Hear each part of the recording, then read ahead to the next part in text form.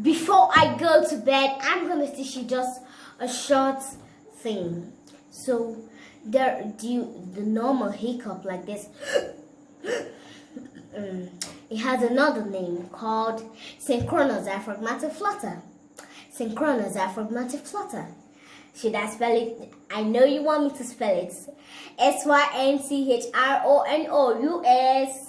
Then diaphragmatic. diaphragmatic.